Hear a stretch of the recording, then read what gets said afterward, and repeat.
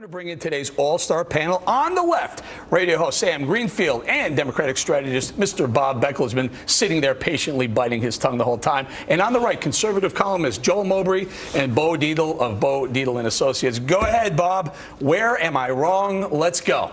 Well, where you're not wrong is the dumpster that you jumped into to get that suit, because it must be a hell of a good dumpster. I don't know where you live, but they do well by that.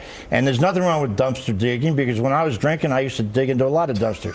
Now, having said that, you said, for among other things, I remember seeing people handing out apples in the Depression, which makes you about 85 years old. The fact of the matter is, we're nowhere near that. We were saved from a Depression. And manufacturing, there's no manufacturing in America. Can I be honest with you, Bob? Can I be honest with you?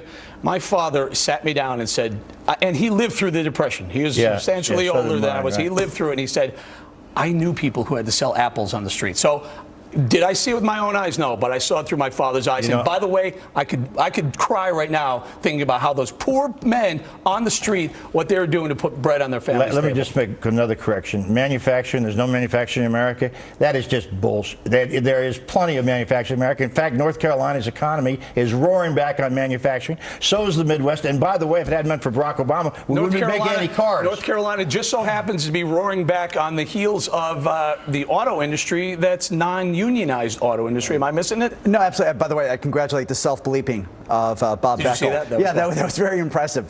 Folks at home, that was not done by censors. It won't be bleeped the next time. Go ahead. No, look, clearly it's the non-unionized workforce, and that's what's really growing. The unionized workforce is only growing in the public sector. Those people who are on the taxpayer dollars are the ones paying the higher wages with the vastly higher benefits. But you ask the question, why do you need a union to represent you with government? You know, we talk about the 99 weeks of 99ers, right? 99ers with the unemployment. You know, the problem here is, there's a lot of able-bodied people. Where Obama went wrong with all this was not giving them jobs. There are people that could do them. We don't have to bring the friggin' unions in there to rip them apart. Let the people work for dollar. You'll have people painting bridges. You'll have people doing skills, manual skills that you don't have. I'm a small business. I can't get loans. I got 500 men that work for me. I can't get loans from banks. The unions here, Sam. What about it? Have the unions priced themselves out of the job market? Unions provide workers with a standard of living. They provide them with health care. They provide them from not getting, there are people who work construction in this country, and they show up for the work, and they work 8 hours, and the guy in charge says, I ain't paying you. I ain't paying you. What are you going to do? It doesn't happen with the union. One of the reasons that unions have gone from whatever percent they were to whatever percent they are now, about 7% of the workforce, for me, is that the economy has dictated part of that. But I want to get back to one thing real quick. Dumpster diving didn't start January 21st, 2009. There's been dumpster diving, Sam, and but there were promises. But there were promises made. The $862 billion stimulus plan was promised if we just give them that much money, unemployment won't go above 8%. And here we are, 9.5% If we hadn't bailed out the car 14 companies, months in a row. If we hadn't bailed out the car companies, what would the unemployment rate be?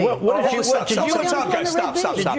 didn't bail out the car companies. We bought the car companies. Big difference. That's just crap. Go ahead. Yeah, absolutely. Look, you see a very clear pattern here of taking from one group to give to another group. That's the Obama economy so far. Unions got the benefit. The Chrysler bondholders got the shaft. They got a real shaft. Let me ask you this. Absolutely. They're building cars. First of all, the unions do not own these sleeves. The United States government doesn't. Question. May I ask you? No, you could ask me something. But can we ask a legitimate question? I'll ask you a legitimate question. Why do we give them ownership of GM and Chrysler? Why not? Because it was a bridge. It was a bridge to keep those. You don't want a bridge. Who's helping my company? Wait, why isn't the government helping me? I have a security company with 500 people work. I can't get loans. Why isn't your president helping me? Let me just sit here and cry for you for a second. I don't worry about you getting loans. You can get all the loans you want. And if you think people are going to feel sorry for you, Bo Dietl, are you kidding me?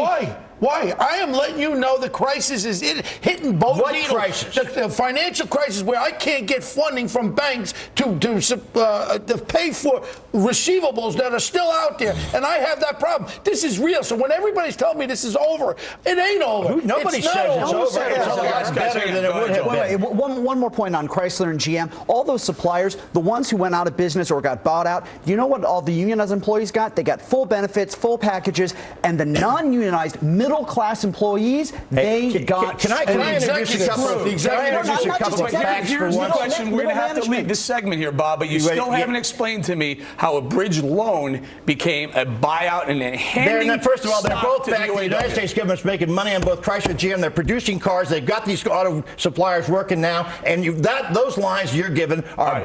All right, hold on. Stick around. We've got tales of corruption for you. This is the Fox Business Network, the power to prosper.